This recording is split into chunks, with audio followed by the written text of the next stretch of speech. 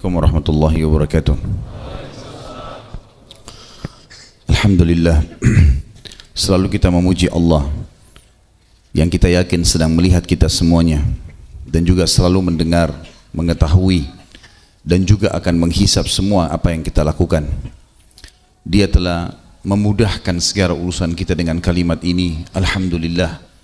Maka selalulah ucapkan kalimat ini. Dan juga kita panjatkan salam hormat kita kepada manusia yang telah membawa kepada kita syariat Allah, sehingga kita punya panduan hidup, tahu mana halal dan haram. Dan Sang Pencipta Allah telah memerintahkan kita sebagai ibadah untuk kita semua dalam mengucapkan salam hormat kepada manusia terbaik ini. Maka sangat wajar kalau kita selalu membacakan salawat dan taslim kepada Nabi besar Muhammad sallallahu alaihi wasallam. Seperti biasa pada Rabu malam ini kita melanjutkan bahasan dosa-dosa besar, dan semoga Allah berkahi malam ini dosa besar ke-65, masalah jidal atau berdebat, berbantah-bantahan dan juga bertengkar.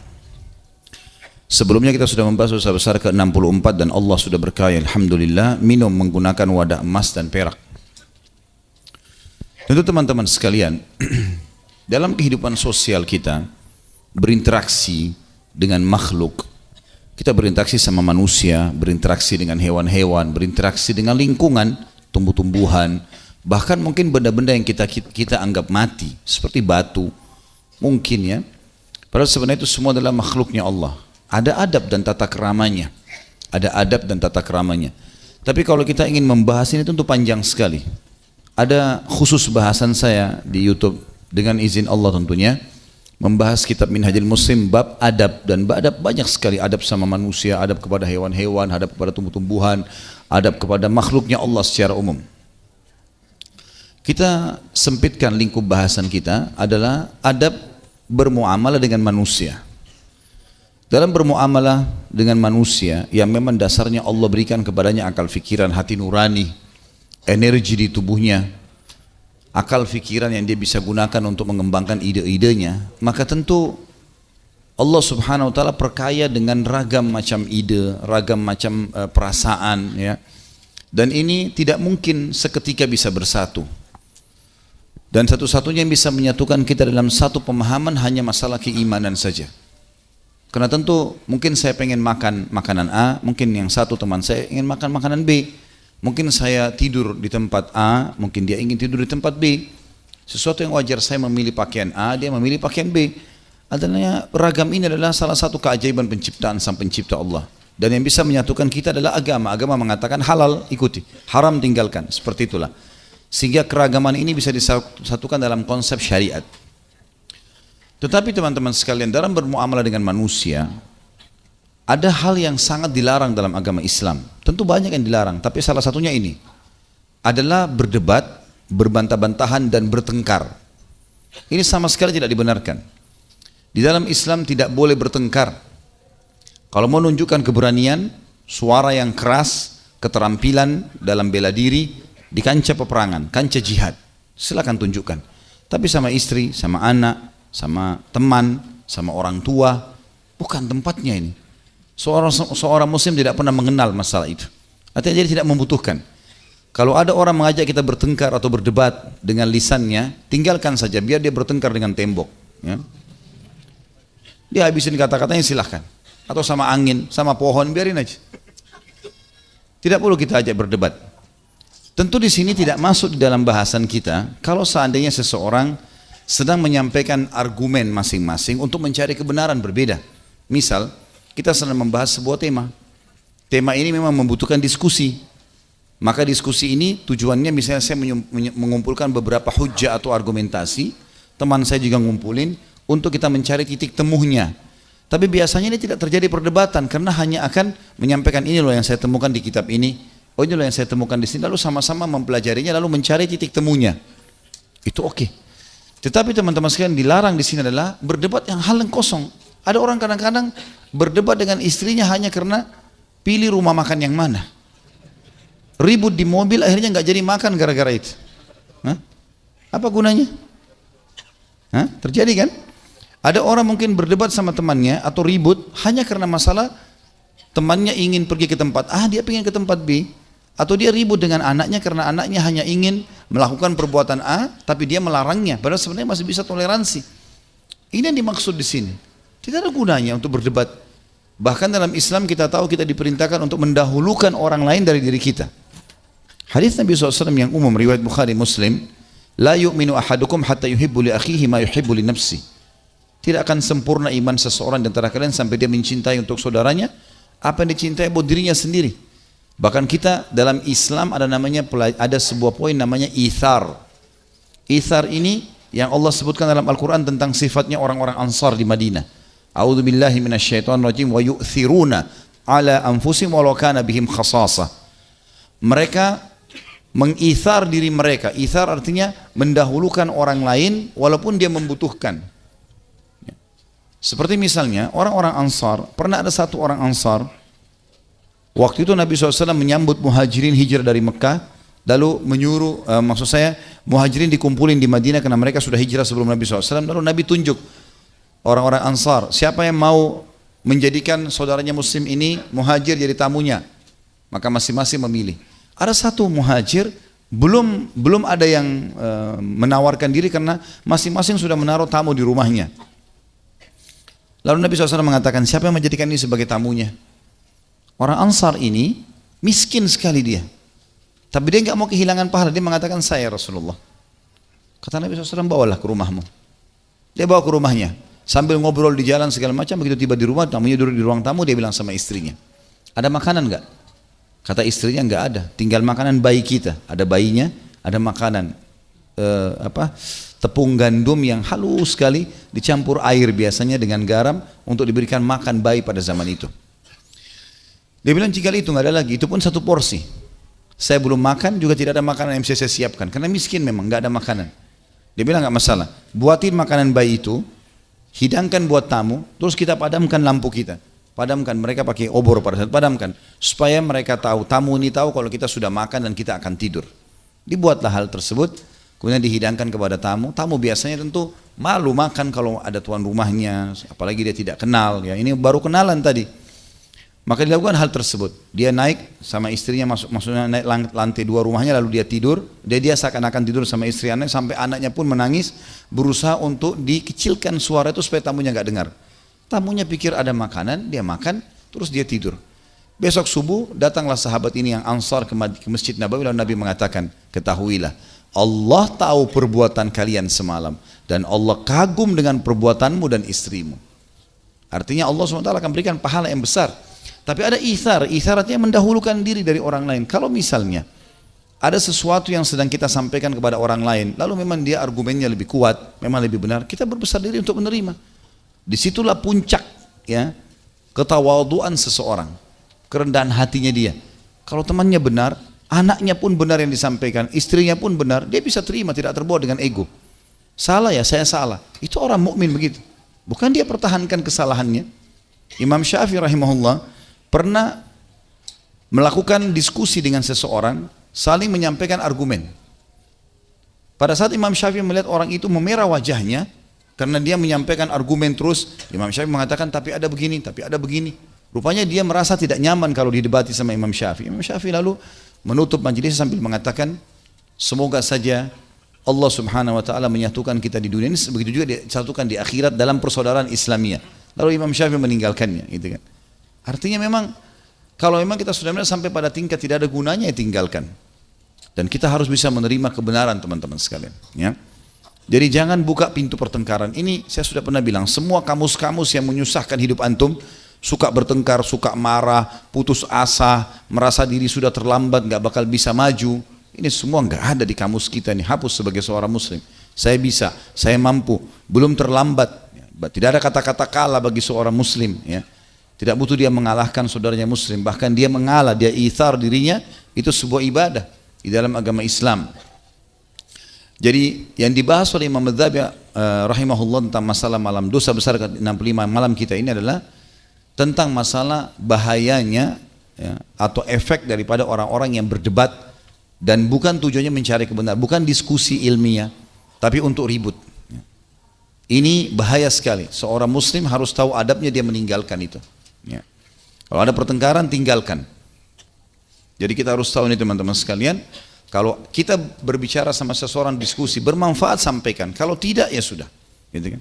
Kita bisa menggunakan doa, nggak usah habisin waktu untuk itu. Terutama kalau kita menemukan ada orang yang berdebat dengan menggunakan Al-Quran dan dia tidak faham, ini bahaya sekali. Ya, kadang-kadang ada orang subhanallah berargumen dengan Al-Quran tapi dia nggak faham apa yang dia sedang argumenkan. Kalau ini secara mutlak ulama mengatakan harus ditinggalkan orang ini. Nggak bisa sama sekali ajak ngomong, karena nanti dia salah gunakan ayat Al-Quran yang dia tidak faham itu. Nanti kita akan bacakan dalilnya berhubungan dengan masalah apa yang saya sampaikan tadi.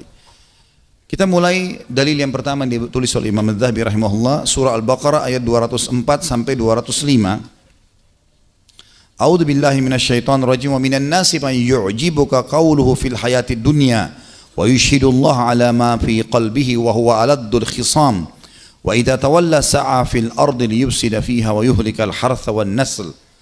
Kalau yang pegang buku ada footnote di bawah, lanjutannya footnote nomor 2, wallahu la yuhibbul fasad. Yang artinya, dan di antara manusia ada orang yang ucapannya tentang kehidupan dunia menarik hatimu dan dipersaksikan kepada Allah atas kebenaran isi hatinya, padahal ia adalah penantang yang paling keras. Dan apabila dia berpaling darimu hai Muhammad, maka dia berjalan di muka bumi untuk mengadakan kerusakan padanya dan merusak tanam-tanaman dan binatang ternak, dan Allah tidak suka dengan orang-orang yang membuat kerusakan. Ada seorang munafik datang kepada Nabi SAW, sering menawarkan proyek-proyek seperti ini ya Rasulullah, seperti ini ya Rasulullah.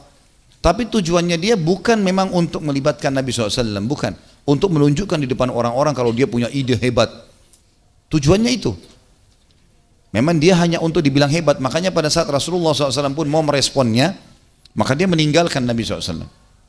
Bahkan pada saat ada orang seperti ini, misalnya dia ngomong, ada proyek seperti ini dan seperti itu, misalnya dia bicara. Kemudian kita sudah tertarik, kita datang kepada dia. Proyek itu di mana? Bagaimana caranya partisipasi? Dia malah mengatakan, ah sudahlah, kamu nggak cocok misalnya, atau apalah, seperti itu. Karena tujuannya sebenarnya bukan untuk mengajak kita, tapi untuk menunjukkan saja, untuk mencari nama, mengharumkan namanya di masyarakat. Buktinya Allah SWT mengatakan orang yang seperti ini, yang sering menyampaikan argumen-argumennya di depan orang dan memang sebenarnya tidak ada itu, maka engkau akan temukan dia bahkan akan merusak binatang-binatang ternak dan tanam-tanaman, dan Allah tidak suka yang merusak itu. Bagaimana maksudnya?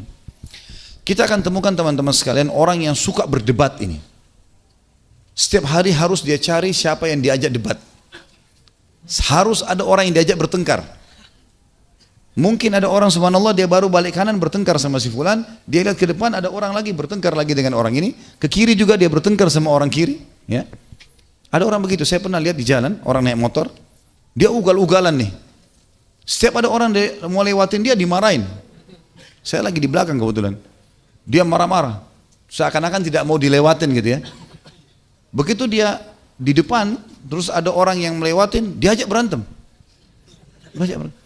Saya subhanallah sempat berpikir, orang ini kenapa ya, ada masalah apa? Ya. Mesti ada masalah sama si fulan, beribut terus gitu kan. Saya juga pernah masuk di bandara, waktu itu kebetulan naik Garuda, bisnis kelas menyiapkan lounge-nya. Saya pas masuk, memberikan boarding pass, ada satu orang datang sama keluarganya, ribut di situ, ribut kayak mau pukul meja segala macam, mau berantem. Saya berpikir ada masalah apa di lounge ini? Apakah pelayanan di dalam buruk gitu? Ternyata tidak. Saya bukan mau ikuti masalah dia ya, tapi kebetulan memang saya masih sementara memberikan boarding pass, maka saya dengar karena suaranya ribut. Ternyata dia kelas ekonomi mau maksain masuk di situ. Kenapa saya nggak boleh masuk di sini? Kenapa begini? Berdebat padahal yang tidak ada gunanya. Sudah dijelasin. Ini nggak bisa Pak. Ini hanya untuk bisnis. Loh, saya dulu pernah masuk ke sini. Mungkin dulu Bapak pakai bisnis. Nggak mau tahu. Ribut. Ini contoh-contoh lapangan. Saya lihat depan mata kepala. Ini ada orang begini, masalah terus. Nah, orang-orang yang terbiasa begini, mungkin sama istri bertengkar tiap hari. Saya pernah ke Jawa Timur satu kali. Waktu itu kebetulan saya ngantar adik saya laki-laki. Dia mau menikah, mau melamar, kemudian saya temani. Terus ada kelompok keluarga dari situ tuh. Saya naik ke mobil di depan, terus tiba-tiba nggak tahu kenapa tadinya naik, nggak ada masalah, suami istri di belakang. Terus tiba-tiba ribut. Jadi sedikit ada saja istrinya bicara apa, pasti suaminya salahkan. sepanjang jalan dari satu daerah ke daerah lain, lumayan lah 2 jam perjalanan, rame-rame satu mobil keluarga. Ini orang berantem terus ini, suami istri tidak ada titik temunya gitu, karena setiap istri ngomong apa pasti marah, bahkan sampai mau dipukul di mobil. Ini saya nggak habis pikir, apa masalahnya ini? Tapi setelah saya merenung ayat ini, memang subhanallah ada satu hal yang Allah pesankan. Kalau orang sudah terbiasa suka bertengkar, ya, dia memang sudah nggak rasa nyaman kalau nggak bertengkar. Mungkin begini, dia mau buka pintu, pintunya sempat nggak bisa terbuka, dia akan marah sama pintu. Hah? Benar nggak? Nanti ada orang yang motornya mau di starter nggak bisa, ditendang motornya, padahal kakinya tambah sakit. Semua dibuat masalah ini. Mungkin ada tanaman yang mungkin ditanam, mungkin kesentuh atau apa, semua kena marah. Makna firman Allah di sini, perhatikan firman Allah di ayat 205-nya ya, dalam surah Al-Baqarah ini. Dan kalau dia berpaling dari Muhammad, maksudnya mulai beraktivitasnya sehari-hari, maka dia berjalan di muka bumi dengan mengadakan kerusakan padanya. Kerusakannya apa? Dan dia merusak tanam-tanaman dan binatang ternak. Maksudnya kata para ulama adalah dia sudah melampiaskan semuanya, ya, khisamnya itu pertengkarannya, sama benda-benda pun, sama makhluk, sama hewan, sama tumbuh-tumbuhan, apa saja. Semuanya serba salah depan mata dia. Dan ini orang susah mengontrolnya, gitu kan. Nah ini permasalahannya kalau orang memang menjadikan itu sebagai rutinitas. Makanya selalu ingat teman-teman sekalian sabda Nabi SAW kepada sahabat muda yang datang, ya Rasulullah, wasiatkan saya supaya saya bahagia hidup. Jangan kamu emosi. Apalagi ya Rasulullah, jangan kamu emosi. Apalagi ya Rasulullah, jangan kamu emosi. Kontrol, jangan sampai ke situ, karena kalau buka pintu ini maka akan sulit untuk dikontrol. Kita akan terus suka marah, suka emosional, ya. Akhirnya berdebat terus, ribut terus, segala macam hal. Dan apa ketentraman rumah tangga kalau setiap mau makan saya sudah ribut sama istri, ya. Mau beli pakaian saja ribut sama istri. Ada masalah cuma mau keluar sebentar ribut. Untuk apa semuanya diributin, gitu kan? Maka ini penyakit yang akhirnya berkembang hanya karena suka sekali berargumen dan bukan pada tempatnya.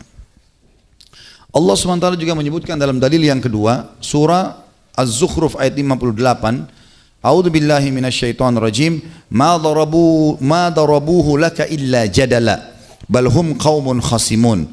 Mereka tidak memberikan perumpamaan itu kepadamu melainkan dengan maksud membantah saja.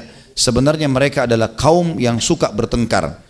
Ayat ini juga turun tentunya kepada orang-orang munafik, sebagian orang-orang Yahudi yang memang mereka suka menyampaikan sesuatu kepada Nabi SAW, tapi tujuannya bukan untuk mendapat respon balik, tapi memang untuk menunjukkan kalau mereka hebat dan mereka bisa berdebat.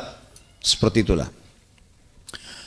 Juga Allah berfirman dalam surah Al-Mu'min ayat 56, A'udzu billahi minasyaitonir rajim, innal ladzina yujadiluna fi ayatillahi bighairi sultanin atahum in fi sudurihim illa kibrum ma hum bibalighi. Sesungguhnya orang-orang yang memperdebatkan tentang ayat-ayat Allah tanpa alasan yang sampai kepada mereka, tidak ada dalam dada mereka melainkan hanyalah keinginan akan kebesaran yang mana mereka sekali-kali tidak akan mencapainya. Ini ayat salah satunya dalil tentang mutlaknya haram, ya, seseorang menjadikan ayat Al-Quran sebagai perdebatan, bukan tujuannya untuk mencari pemahamannya dan diperdebatkan, apalagi kalau dia tidak punya ilmu sebagaimana saya jelaskan tadi. Ada juga hadis nanti menjelaskan masalah itu, ya. Al-Ankabut ayat 46 juga berbunyi, A'udzubillahi minasyaitonirrajim, wala tujadilu ahlal kitabi illa billati hiya ahsan. Dan janganlah kalian berdebat dengan ahli kitab melainkan dengan cara yang paling baik. Yang dimaksud di sini kata ulama berdebat adalah menyampaikan argumen yang jelas. Tapi pada saat sudah disampaikan dan mereka menolak, maka tinggalkanlah. Sebagaimana orang-orang Yahudi yang dipanggil oleh Nabi SAW, kemudian diajak masuk Islam, mereka menolak, ya sudah. Nabi SAW biarkan mereka pergi. Karena sudah tidak ada gunanya, mereka tidak mau sama sekali menerima kebenaran. Waktu kaum dari Najran Nasrani datang, Nabi SAW kirimkan surat kepada mereka, wilayah Najran, datang ke Madinah, sampai tinggal seminggu di Madinah. Riwayat lain menjelaskan 3 hari, antara 3 hari sampai seminggu, sampai 7 hari. Yang jelas Nabi SAW tiap hari sampaikan ayat-ayat Al-Quran, sampaikan dalil, berdiskusi dengan mereka. Mereka tidak pernah bisa membantah, karena selalu dijawab oleh Nabi SAW, kena wahyu.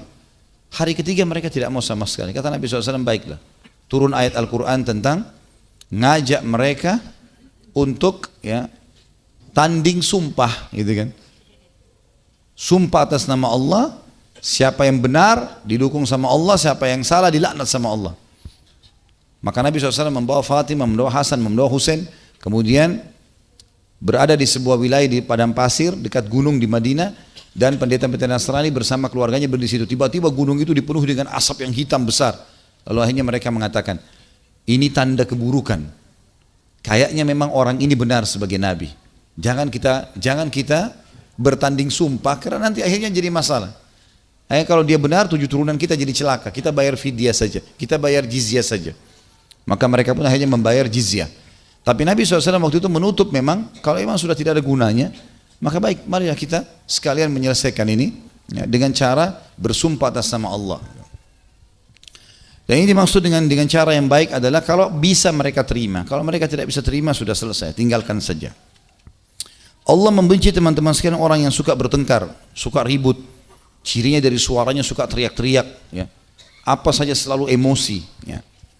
Di dalam hadis Nabi SAW, hadis riwayat Bukhari dalam Kitabul Ahkam nomor 7188 dan Imam Muslim Kitabul Ilm nomor 2668, Tirmidzi dalam Kitabut Tafsir nomor 2980 dan An-Nasai dalam Kitabul Qudat nomor 247. Rasulullah SAW bersabda, Inna abghadar rijali ilallahi ta'ala al-aladdul khasim. Sesungguhnya laki-laki yang paling Allah murkahi adalah orang yang sengit dalam membantah. Jadi biasa kadang-kadang orang bicara sedikit saya sudah emosi, ya. Ada orang begitu, belum mungkin cuma mau beli barang saja tapi nadanya nada berantem, ya. Mau beli barang tapi seperti orang berkelahi. Kenapa memang kalau lembut, kalau baik, ya. Tapi seperti itulah subhanallah penyakit, dan ini Allah benci sebenarnya. Siapa kita mau sombong ini, ya? Kita bahkan tidak bisa melampaui gunung yang ada di sekitar kita atau pohon. Bahkan kita sendiri tidak bisa menahan bersin yang keluar dari tubuh kita. Terus apa yang mau disombongkan? Dalam riwayat lain Rasulullah SAW bersabda, dan hadis ini diriwayatkan oleh Ibn Abi Dunya dalam Dhamm al-Ghibah dari Abu Hurairah, dan juga dalam Jami' as-Saghir disebutkan nomor 169. Rasulullah SAW bersabda, Man jadala fi khusumatin bighairi ilmin lam yazal fi sakhatillahi hatta yanzi'.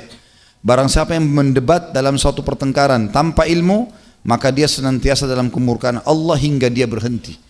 Kalau ada orang terus saja berdebat pada hal-hal yang dia tidak punya ilmunya, apalagi berhubungan dengan masalah agama, apalagi saling mencaci maki dan menyalahkan, maka ini percuma saja. Dia di dalam permusuhan atau Allah musuhi dia, Allah murka padanya sampai dia berhenti. Sampai dia berhenti. Ya, ini tentu banyak sekali contoh-contohnya, ya. Saya ingat waktu saya masih mahasiswa di Madinah, sempat pulang liburan di Indonesia, masih tahun 90-an, waktu itu tahun 96, 97. Dari Jakarta saya coba naik kereta ke Surabaya, waktu itu main silaturahim dengan beberapa kerabat ibu saya di sana, Allah yarham. Kemudian di kereta, karena menginap, saya waktu itu malam tidak bisa tidur di kursi pada saat itu. Kemudian saya coba ke daerah kantinnya untuk beli makanan. Waktu itu saya masih mahasiswa, masih kuliah. Saya lihat di kantin itu ada orang yang duduk, ada 2 laki-laki, 1 perempuan. Perempuan ini tidak berhijab, cuma karena sempit tempatnya jadi terlihat gitu. Saya sempat membeli sesuatu, kemudian saya niatnya mau kembali ke kursi. Waktu itu kalau nggak salah mau beli teh hangat untuk supaya membuat saya lebih tenang, karena waktu itu tidak enak keadaannya, nggak bisa tidur, pusing segala macam. Terus saya dengar orang-orang ini, waktu itu jamnya mungkin jam 1 malam atau jam 2 malam, berbicara tentang sholat malam. Orang-orang ini, laki-lakinya dua-dua sambil merokok, perempuannya tidak pakai hijab, berdebat tentang sholat malam. Saya masih ingat. Sudah tidak tutup aurat, merokok, dan tidak sholat. Kemudian berdebat masalah sholat malam. Apa gunanya? Nggak nyambung sama sekali. Tapi ribut, tak, sholat malam itu jumlahnya sekian, mestinya jam sekian, mestinya tidur dulu, mestinya begini. Sambil ini Allahu a'lam mahram atau bukan mahram ini. Tapi kelihatannya orang umum gitu kan. Tapi saya lihat ini termasuk berdebat yang tidak ada gunanya. Tidak nyambung sama sekali, bukan bidangnya dan tidak diamalkan lagi. Tentu kita tahu ayat Al-Quran yang berbunyi, A'udzubillahi minasyaitonirrajim, kabura maqtan indallahi an taqulu ma la taf'alun. Berat di sisi Allah kalau kalian mengucapkan sesuatu sementara kalian tidak mengerjakannya. Tidak boleh kita berbicara apa-apa. Saya termasuk pernah meluruskan, saya masuk di sebuah masjid di Surabaya. Waktu saya masih di sana, dari Makassar sempat pindah sebentar ke sana tahun 2004 pada saat itu. Kemudian saya masuk ke sebuah masjid, ada satu orang habis sholat ceramah. Terus dia bilang, siapa yang bilang kalau kita ini harus mengamalkan dulu agama baru kita dakwahkan? Kita kan harus dakwahkan dulu. Loh kok ini unik ini? Artinya orang boleh menyuruh orang lain sholat walaupun dia tidak sholat. Dia boleh menyuruh orang apa saja atau dia larang orang apa saja, tapi dia tidak mengerjakan kewajiban atau dia bahkan melanggar permasalahan itu. Terus saya luruskan. Bukankah ada hadis Nabi SAW yang berbunyi, hadis Bukhari, nanti penghuni neraka akan mendatangi seseorang yang mengelilingi sebuah tiang dan orang itu isi perutnya keluar karena panasnya neraka. Lalu mereka akan berkata, hai fulan, bukankah kamu dulu yang ingatkan kami kebaikan? Kamu yang larang dulu kami dari kemungkaran. Dai ini dibakar di neraka, gitu kan? Lalu dia mengatakan, benar, saya dulu yang menyuruh kalian berbuat kebaikan tapi saya tidak mengerjakannya. Dan saya dulu melarang kalian dari perbuatan salah, tapi saya malah melanggarnya. Maka ini hukumannya, gitu. Tidak bisa teman-teman, sampaikan sesuatu yang kita sudah amalkan. Kalau kita belum amalkan, jangan dilakukan, gitu kan? Seperti tadi kasus itu. Jadi ini akhirnya mereka berdebat sesuatu yang tidak ada gunanya, tidak perlu. Karena tidak bermanfaat, tidak diamalin. Kalau dia mau cari sesuatu, jadi yang boleh begini teman-teman, kita nggak paham, kita bertanya pada ahlinya. Kemudian dia berargumen, dia menyampaikan, lalu kita mungkin pernah dengar, oh tapi ada saya pernah dengar seperti ini, bagaimana pendapatnya, dalil ini, dalil itu. Memang mau cari kebenaran, silahkan, itu boleh. Tapi kalau tunjukkan kalau kita hebat, kita pintar, di majelis ilmu juga biasa begitu. Alhamdulillah kita sekarang menggunakan metode menulis kertas. Biasanya dulu-dulu waktu saya pengajian kalau dikasih kesempatan pegang mic, ada orang memang bertanya. Dari pertanyaan kelihatan orang ini hanya mau nunjukin kalau dia hebat. Makanya saya sering bilang kalau bertanya jangan ngetes saya. Silakan ngetes tembok sana, pohon sana, silakan. Kalau mau bertanya yang tidak dimengerti, kan gitu. Karena kita bukan tujuannya untuk saling mengetes di sini. Materinya jelas, mau ditanya sesuai tema silahkan. Saya juga jawab sesuai kemampuan saya, kan gitu. Jadi nggak perlu masuk ke zona itu ya, karena ini berbahaya, masuk dalam kategori dosa besar. Jadi siapapun kata Nabi SAW yang berdebat pada suatu pertengkaran, bahkan dia tidak punya ilmu di situ, dan saya sudah kasih beberapa contoh tadi, maka dia senantiasa dalam kemurkaan Allah hingga dia berhenti, dan dia tidak lagi melakukan itu. Dalam riwayat yang lain, yang ini diriwayatkan oleh Imam Tirmidzi dalam kitab Tafsir nomor 3250, Ibnu Majah dalam Al-Muqaddimah nomor 48, Imam Ahmad dalam Musnad nomor 252. Rasulullah SAW bersabda, "Ma dhalla qaumun ba'da huda kanu alaihi illa utul jadal." Thumma tala, "Ma darabuhu laka illa jadala bal hum qaumun khasimun." Tidaklah suatu kaum tersesat pada saat sebelumnya mereka berpegang pada hidayah, melainkan pasti mereka akan didatangi oleh sifat suka berdebat atau mendebat. Jadi kalau ada orang pernah sudah sampai padanya hidayah, lalu ternyata dia menolaknya, argumen-argumen yang benar, kecuali pasti Allah akan berikan mereka sifat suka berdebat. Kemudian beliau membaca firman Allah, mereka tidak memberi perumpamaan itu kepada melainkan dengan maksud membantah saja. Sebenarnya mereka adalah kaum yang suka bertengkar. Juga disebutkan dalam sebuah riwayat,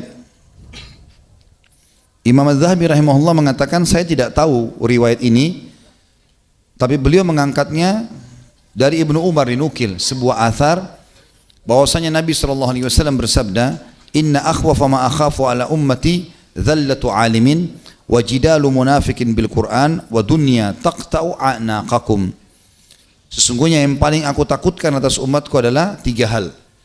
Ketergelinciran orang alim. Kalau sudah mulai ilmunya digunakan hanya untuk kepentingan dunia, walaupun Allah haramkan jadi halal karena dapat duit, misalnya, atau sebaliknya, gitu kan? Sebagaimana sering diceritakan dalam Al-Quran masalah banyaknya pendeta-pendeta dan pastor yang melakukan itu, memperjualbelikan ayat-ayat Allah dengan harga yang murah, gitu ya. Maka itu yang dikhawatirkan oleh Nabi SAW, alim-alim seperti ini.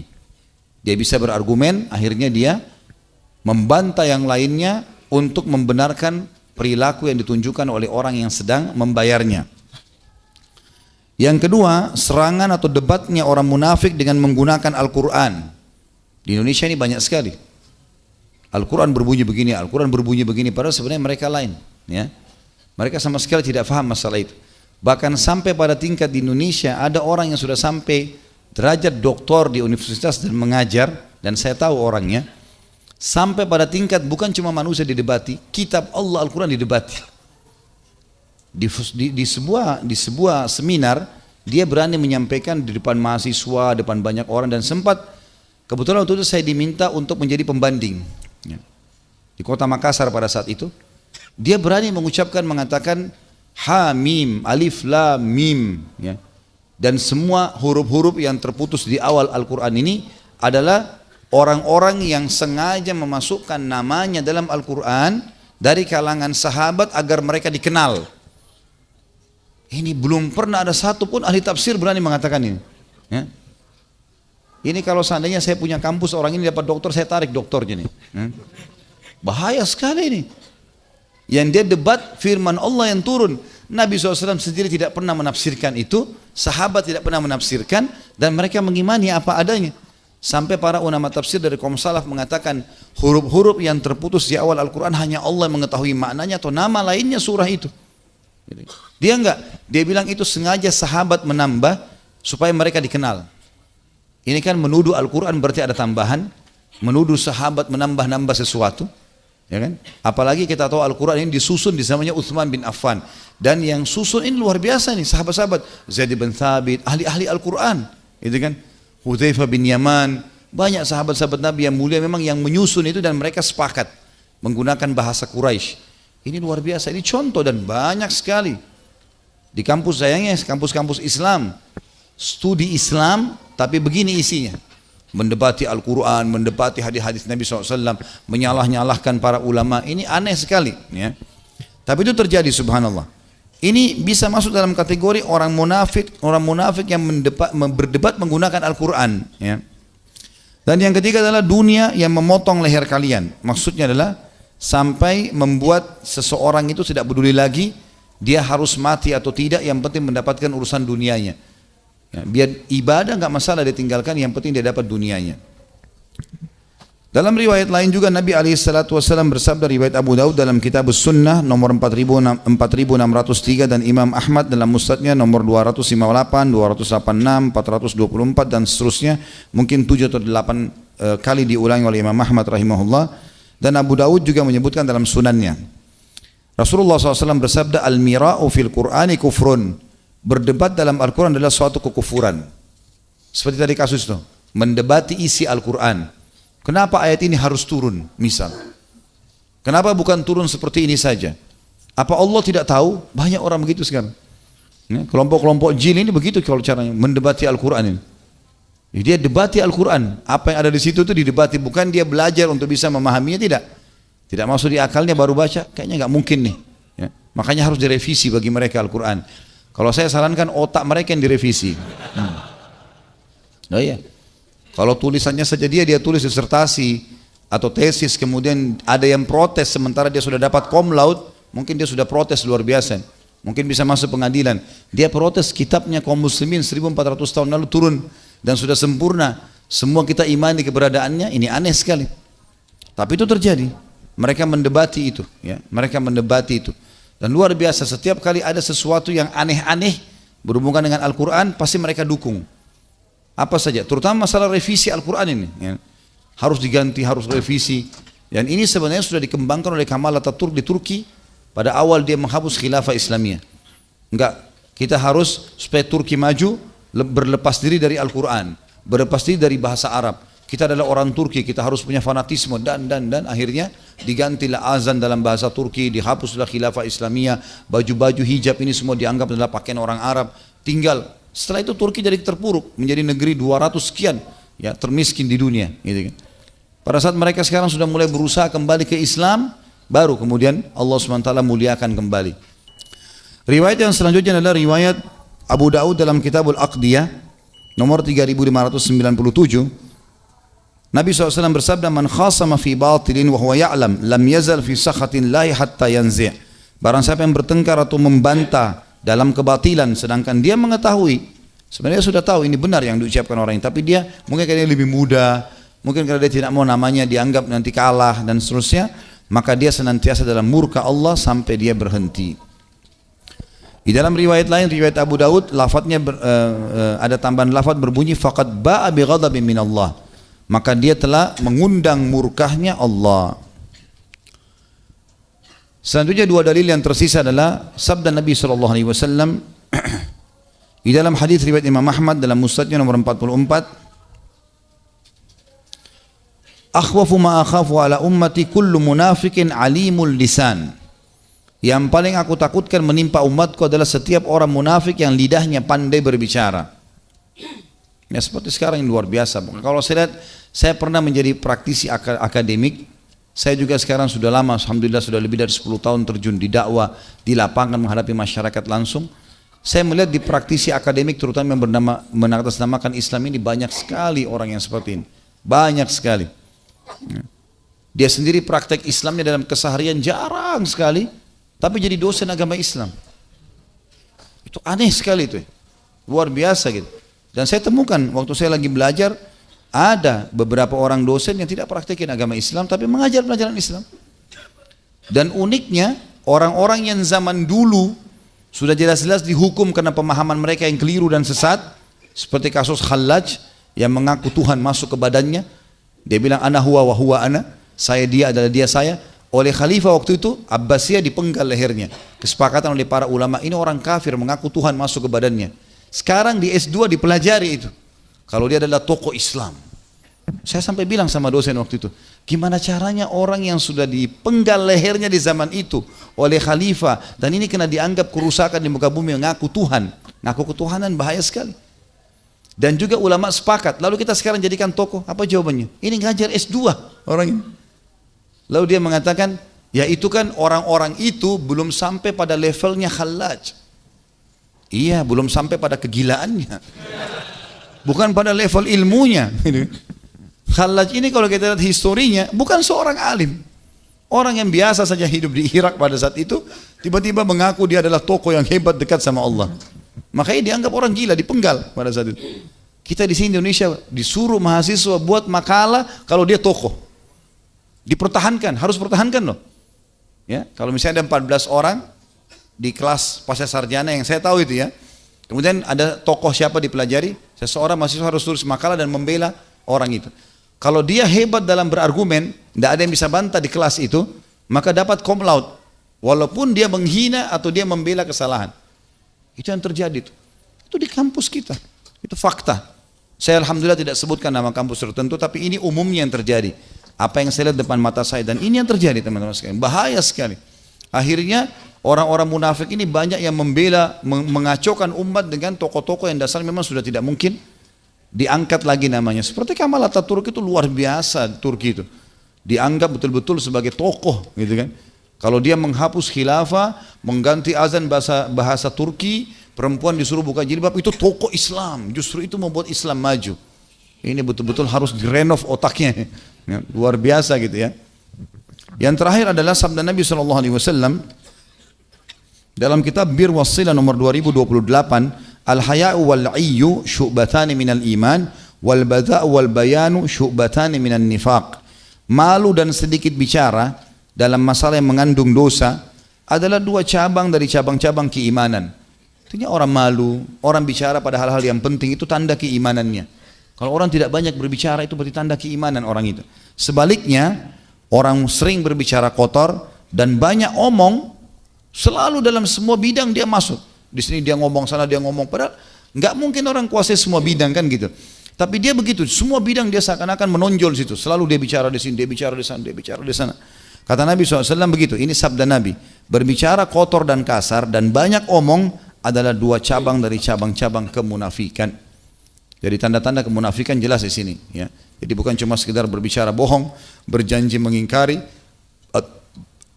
ataupun diberikan amanah maka dia khianati. Tetapi juga termasuk di sini adalah orang yang suka berdebat, orang yang suka membantah, apalagi menyalahgunakan ayat-ayat Al-Quran, atau berargumen dengan hujjah-hujjah atau perkara-perkara ibadah tapi dia tidak mengerjakannya. Allahu a'lam. Semoga Allah selamatkan kita dari sifat-sifat ini dan dijadikan kita sebagai orang-orang yang beriman dan patuh kepada Sang Pencipta Allah sampai meninggal dunia insyaallah. Mengibu saya teman-teman sekalian, semoga apa yang kita bahas malam ini bermanfaat buat kita semua. Dan juga semoga saja seluruh amal yang pernah kita kerjakan diterima dengan kemahamurahnya Sang Pencipta sampai menjelang ajal datang nanti. Dan seluruh dosa yang pernah kita kerjakan terutama yang hadir dalam majelis kita ini semuanya dengan kemahamuran Allah diganti menjadi pahala. Dan juga semoga Indonesia menjadi negara yang aman, damai, tentram, seluruh umat Islam di bawah naungan ukhuwah Islamiyah, dan juga diangkat perselisihan di antara mereka dan terselamatkan dari semua kaum munafikin, semua tipu daya musuh-musuh Islam, dan juga agar seluruh wilayah di Indonesia diberikan pemimpin muslim yang adil kembali kepada Al-Quran dan Sunnah, dan semoga Indonesia menjadi contoh bagi negara-negara yang lain. Dan juga kita selalu mendoakan saudara kita di Palestina, di Syria, di Yaman, di Irak, di Myanmar, di Ahsa, di manapun mereka berada sedang tertindas. Semoga Allah ikhlaskan niat mereka, terima para syuhada mereka, mudahkan Islam di tangan mereka dan tangan kita semua. Dan semoga Allah partisipasi kita bersama mereka di pahala, baik dengan doa, dengan harta, juga dengan jiwa kita. Dan semoga Allah dengan kemahamurahnya menyatukan kita semua di surga firdausnya tanpa hisab, sebagaimana satukan di majlis ilmu yang mulia ini. Kalau benar dari Allah, kalau salah dari saya mohon dimaafkan. Subhanakallahumma bihamdika, asyhadu an la ilaha illa anta, astaghfiruka wa atubu ilaik. Wassalamualaikum warahmatullahi wabarakatuh.